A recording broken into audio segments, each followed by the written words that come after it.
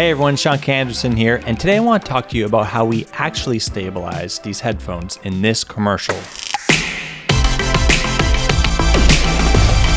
2 years ago, my friend Kyle Behrens and I stabilized hours of footage for this 30-second promo. Since then, there's been waves of tutorials showing how to get a similar effect, but this time you're hearing it from the source. I'm going to show you how we did this with After Effects with 0 paid plugins. So this whole thing was actually shot on film, and then this film was scanned at a really high resolution, and we took that hours of footage and we just went through and stared at headphones and ears for hours. Some shots were easier to track than others, and to be honest, they left some of the stuff that didn't track very well, like him collapsing here. I don't think we thought that would even be put in the final ad, but it seems they kind of just like that shaky, intense vibe that it brought. You may notice as well that there's a lot of motion blur, which is kind of weird in one sense. Like, if you would think you should film this with no motion blur, because then it's going to show that you've tracked it in post. But again, it just kind of added to the distorted, high intensity look, and ultimately they knew what they were doing.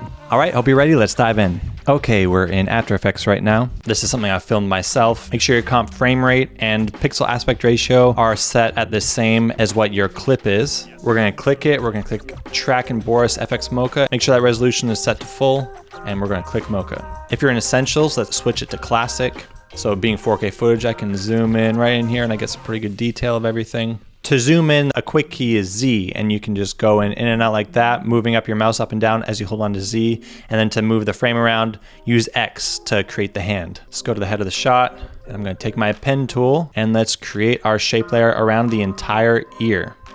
And now something we want set on here is this corner pin tool. The reason being is that we discovered wherever this crosshair is where your anchor point is going to end up being when you bring that tracking data back into After Effects. If this had a B on it, that's where we would put that directly center so that that stayed in the complete center of the frame. And then we're gonna click this button to track forwards. Now, anytime we see it start to drift, we're gonna bring it back. We're going to go to Manual Track, and now we see all these keyframes that Mocha has made for the tracking data, and we're gonna take that and move it up. We're just gonna force it to do what we want it to do. Now we're gonna go back to large motion and continue our track.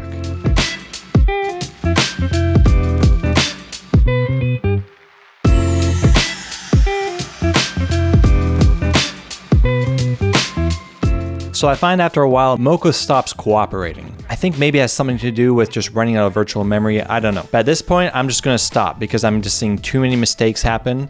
I'm gonna save it. I'm gonna hit the X, and I'm going to create a null. And I'm gonna take that data. I'm gonna create tracking data for layer 1, transform, export, apply to that null. So now this null has the data up to around here. So I'm gonna take this now, I'm gonna split this. I'm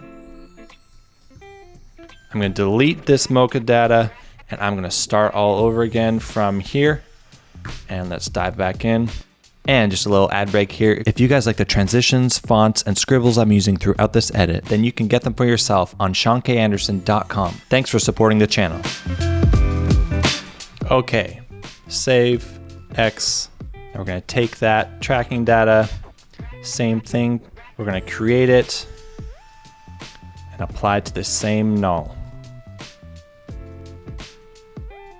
We're gonna keep these two layers as references with our Mocha data, create a new one, delete that data. Let's stretch out, this will be our plate. Let's change the color so it's easier to identify. For now, the most important data we're gonna use is the position. We're gonna take that and we're gonna edit, copy the whole thing. We're gonna take this layer, we're gonna pull up the anchor point by hitting A, click it, and we're gonna edit, paste that sucker on there, and boom, let's play that through.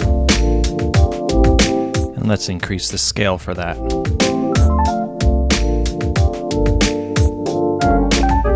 Locked on. And that's it. That's how you do it.